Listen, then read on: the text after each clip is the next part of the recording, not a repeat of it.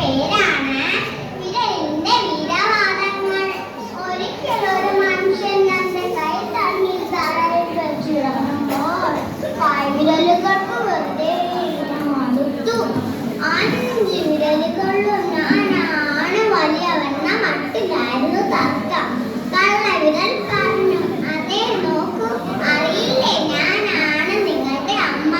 അതുകൊണ്ടാണ് എന്നെ എല്ലാവരും കള്ളവിരലെന്ന് വിളിക്കുന്നത്. മാത്രമല്ല, പ്രധാനപ്പെട്ട രേഖകളിലും മുദ്രപത്രങ്ങളിലും മഷി പുരട്ടി അടയാളം പതിപ്പിക്കാൻ എന്നെയാണ് ഉപയോഗിക്കുന്നത്. എനിക്കാണ് കൂടുതൽ മേന്മ. എന്നെ അനുസരിക്കുക. ഓ, അതങ്ങ് പള്ളിയിൽ പറഞ്ഞാൽ മതി. ചൂണ്ടുവിരലാണ് എന്നെ എല്ലാവരും വിളിക്കുന്നത്.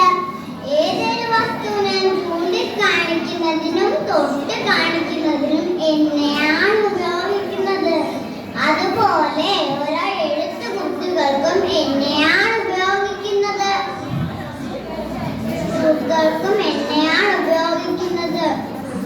എനിക്കാണ് കൂടുതൽ സ്ഥാനം. എന്നെ അനുസരിക്കുക. ചൂണ്ടുവിരൽ ഇത്രയും പറഞ്ഞപ്പോഴേക്കും നടുവിരൽ നടുക്ക് ചാട വീണു. എന്ത് വിഡിത്തരമാണ് നിങ്ങൾ പറയുന്നത്? കൂട്ടത്തിൽ വലിപ്പം കൊണ്ട് മുതിർന്നവൻ ഞാനല്ലേ? ഞാനല്ലേ നിങ്ങളുടെ തലവൻ? എന്നെ അനുസരിക്കുക. നടുവിരലിന്റെ അമ്പത്തരം കേട്ട് നേന്ത്രണ്ണ വിട്ടുന്ന മുതിരൽ പറഞ്ഞു, അതെ, നിങ്ങൾ എന്തൊക്കെ പറഞ്ഞിട്ടും എന്തു കാര്യം? മനുഷ്യ ലക്ഷങ്ങൾ വിലയുള്ള സ്വർണങ്ങളും രത്നങ്ങളും പതിപ്പിച്ച മനോഹരമായ മോതിരങ്ങൾ എന്നിലാണ് അണിയുന്നത്. ഈ കാര്യം പറഞ്ഞ ആരും തർക്കിക്കേണ്ട. ഞാനല്ലേ തിളങ്ങി നിൽക്കുന്നത്. ഇതും കൂടി കേട്ടപ്പോൾ ഇതുവരെ ഒന്നും മിണ്ടാതിരുന്ന കുഞ്ഞിരുൾ ദേഷ്യം ഇരച്ചു കയറി. കുറെ നേരമായല്ലോ പൊങ്കു പറയാൻ തുടങ്ങിയിട്ട്. എന്താ, കൂട്ടത്തിൽ ചെറുതായത് കൊണ്ട് എനിക്ക് സ്ഥാനവുമൊന്നുമില്ലെന്നാണ് കരുതിയത്? എങ്കിൽ കേട്ടോളൂ.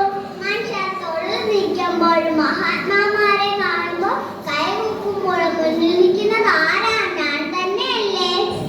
കുഞ്ഞിവിരൽ അവന്റെ വീരത്തരം പറഞ്ഞതുകൂടി മറ്റുള്ള വിരലുകളും തന്റെ കേമത്തരം പറഞ്ഞ ഒച്ചലക്കാൻ തുടങ്ങി.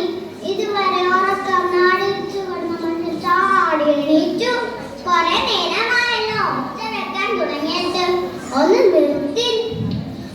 ഒരു നിമിഷം വിരലുകൾ മിണ്ടാതിരുന്നു. അല്പനേരം കഴിഞ്ഞപ്പോൾ വിരലുകൾ മനുഷ്യനടുത്ത് ചോദിച്ചു,